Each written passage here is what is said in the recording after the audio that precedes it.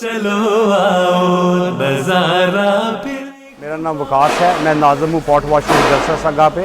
और मेरे पास टीम में टोटल 12 मेंबर्स हैं और हम एक दिन में तकरीबन 780 से 850 तक देच के धोते हैं, जो कि सारे हाथ से धुलते हैं। और फिर हमारे पास तकरीबन एक दिन में हम 10 से 15 लीटर फेरी लिक्विड यूज़ करते हैं।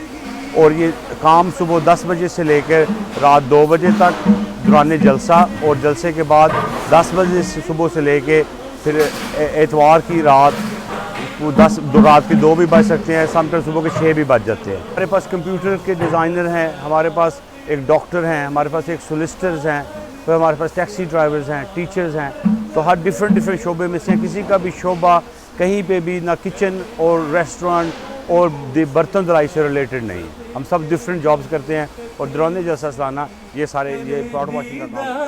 जलसे का